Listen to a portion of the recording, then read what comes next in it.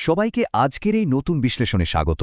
আচ্ছা, ছোটবেলার সেই বিখ্যাত গল্পের কথা মনে আছে?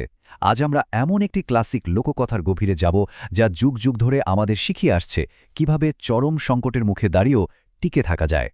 হ্যাঁ, সেই অত্যাচারী সিংহ এবং দুর্দান্ত চালাক শিয়ালের গল্প। চলুন দেখে নেওয়া যাক কিভাবে একটি সাধারণ গল্প চমৎকার কৌশলগত চিন্তার একটা দারুণ উদাহরণ হয়ে উঠতে পারে। আমাদের আজকের এই পুরো আলোচনার মূল ভিত্তি হল একটা যুগান্তকারী সংঘাত। গায়ের জোর নাকি তীক্ষ্ণ বুদ্ধি, জঙ্গলের আসল রাজাকে?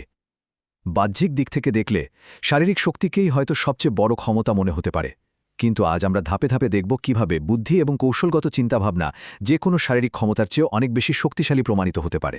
পর্ব ১, নিষ্ঠুর সিংহের অত্যাচার। শান্ত, সবুজ একটা জঙ্গল, আর সেখানে হঠাৎ করেই আগমন ঘটল এক নতুন রাজার। এই রাজা শুধু যে ভীষণ শক্তিশালী ছিল তা কিন্তু নয়, তার অহংকারও ছিল দেখার মতো, আর তার মনে দয়ামায়ার কোনো জায়গাই ছিল না।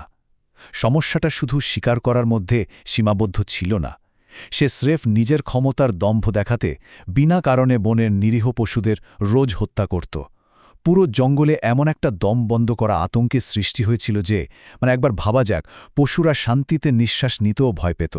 এটা নিছকই কোনো প্রাকৃতিক নিয়ম ছিল না, এটা ছিল এক চরম স্বৈরাচার। পর্ব ২, বাঁচার মরিয়া চুক্তি। পরিস্থিতি যখন একদম হাতের বাইরে, বেঁচে থাকাটাই অসম্ভব হয়ে দাঁড়াল, তখন বাধ্য হয়ে বনের সব পশু একজোট হল। গভীর জঙ্গলে একটা মস্ত বড় গাছের নিচে সবাই মিলে ফিসফিস করে বাঁচার একটা উপায় খুঁজতে বসল। সবাই মিলে সিংহের কাছে একটা মরিয়া প্রস্তাব নিয়ে গেল। প্রস্তাবটা ছিল, এই অকারণে হত্যাযজ্ঞ বন্ধ করতে হবে, আর তার বদলে পশুরা নিজেরাই প্রতিদিন একজন করে প্রাণীকে সিংহের গুহায় খাবার হিসেবে পাঠিয়ে দেবে। অবাক করা ব্যাপার হল, সেই অলস আর অহংকারী সিংহটা এক কথাতে রাজি হয়ে গেল, কারণ এতে করে তো তার প্রতিদিন শিকার করার খাটনিটা বেঁচে যাচ্ছে, তাই না? কিন্তু এই চুক্তির মধ্যে একটা মারাত্মক গলদ ছিল। দিন গড়াতে লাগল, আর একটা ভয়াবহ নিয়তি যেন ধীরে ধীরে এগিয়ে আসতে শুরু করল। প্রথম দিন গেল একটা হরিণ, দ্বিতীয় দিন একটা ভাল্লুক, একদম ক্যালেন্ডারের পাতার মতো পশুদের আয়ুও কমতে থাকল। এরপর ৩ নম্বর দিনে লটারিতে নাম উঠল একটা শিয়ালের। এখন আপাতদৃষ্টি তো মনে হতেই পারে যে এই অসহায় শিয়ালের তো আজ মৃত্যু নিশ্চিত, কিন্তু গল্পটা ঠিক এখান থেকেই একটা অন্য মোড় নেয়। পর্ব ৩, শিয়ালের সুকৌশলী বিলম্ব। গুহার দিকে যাওয়ার পথে একটা গভীর কুয়ো দেখে শিয়ালের মাথায় হঠাৎ একটা দুর্ধর্ষ আইডিয়া চলে এলো। সে ঠিক করল, গায়ের জোরে না পারলেও বিনা যুদ্ধে সে কিছুতেই হার মানবে না। এখন একটা খুব স্বাভাবিক প্রশ্ন মাথায় আসতে পারে, এত ছোট্ট একটা শিয়াল সে কিভাবে ওই পাহাড়ের মতো বিশাল একটা সিংহকে হারাবে? একজন শারীরিক দিক থেকে অপ্রতিরোধ্য শত্রুর বিরুদ্ধে লড়াই করার উপায় কি? উত্তরটা কিন্তু কোনো জাদুমন্ত্র নয়, উত্তরটা লুকিয়ে আছে দারুণ এক মনস্তাত্ত্বিক খেলায়। শিয়ালের এই মাস্টার প্ল্যানটা মূলত ৩টে ধাপে ভাগ করা। প্রথম ধাপ, ইচ্ছে করে গুহায় দেরিতে পৌঁছানো। এটা কিন্তু মোটেও কোনো ভুল ছিল না, এটা ছিল তার প্রথম মনস্তাত্ত্বিক অস্ত্র। ক্ষুধার্ত সিংহকে রাগিয়ে দিয়ে তার স্বাভাবিক চিন্তাশক্তিকে একেবারে গুলিয়ে দেওয়া, কারণ রাগী শত্রু মানেই তো ভুল করতে প্রস্তুত শত্রু। এরপর দ্বিতীয় ধাপ, ইগো বা অহংকারে আঘাত করা। আর শেষ ধাপ হল পরিবেশটাকে নিজের পক্ষে কাজে লাগানো। পর্ব ৪, কাল্পনিক প্রতিদ্বন্দ্বী তৈরি। এদিকে গুহার বাইরে খেদে আর রাগে অন্ধ হয়ে সিংহটা ফুঁসছে, আর ঠিক তখনই শিয়ালটা এমনভাবে ভয় পাওয়ার নিখুঁত অভিনয় করতে করতে হাজির হল, যাকে বলে রীতিমতো অস্কারজয়ী পারফরম্যান্স।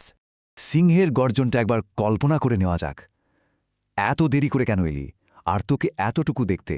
আজ আমি তোকে তো খাবই, সাথে বনের সব পশুকেও মেরে ফেলব। এই কথাগুলোর মধ্যেই তার চরম অহংকার আর নিয়ন্ত্রণহীন রাগটা ফুটে উঠছে।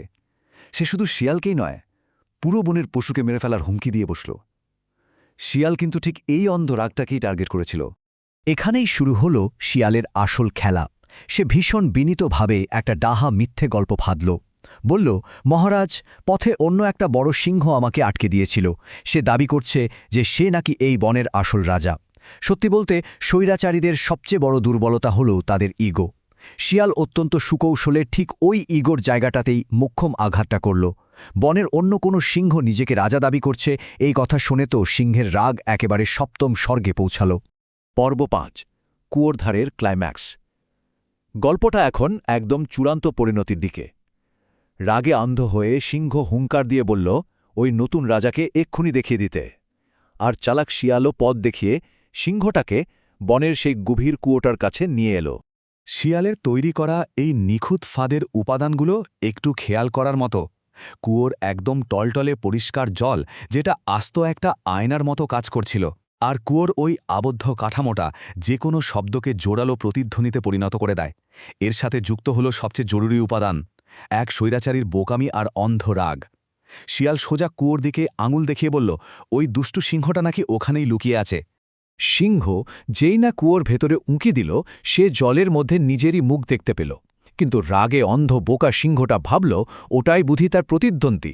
সে সোজা কুয়োর দিকে তাকিয়ে এক বিশাল গর্জন করে উঠল, আর সঙ্গে সঙ্গে কুয়োর গভীর থেকে ফিরে এলো সেই গর্জনেরই প্রচণ্ড প্রতিধ্বনি।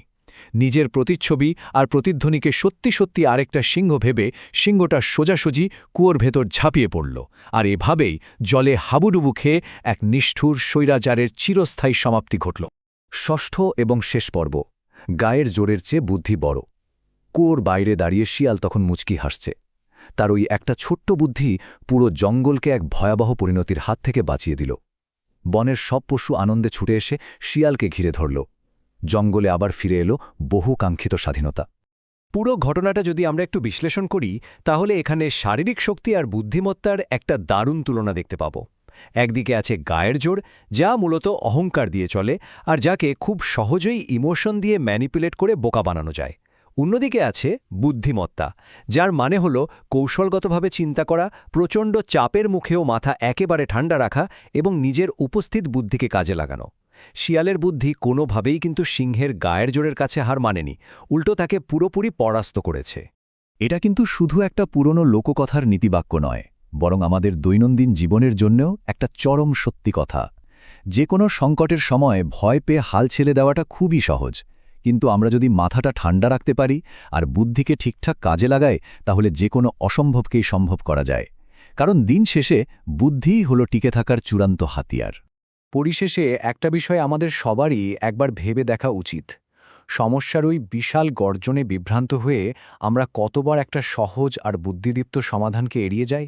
জীবনে যখনই কোনো পাহাড় সমান সমস্যার মুখে পড়তে হয়, তখন গায়ের জোরে বা আবেগের বশবর্তী হয়ে ঝাঁপিয়ে পড়ার আগে একজন চালাক শিয়ালের মতো পুরো পরিস্থিতিটা শান্তভাবে বিশ্লেষণ করাটা যে কতটা জরুরি, এই গল্পটা বারবার আমাদের সেটাই মনে করিয়ে দেয়। আজকের এই বিশ্লেষণটি এখানেই শেষ করছি। আশা করি এখান থেকে পাওয়া চিন্তার খোরাকগুলো আমাদের সবারই কোনো না কোনো কাজে আসবে। সবাই মাথা ঠান্ডা রাখবেন আর বুদ্ধির চর্চা চালিয়ে যাবেন।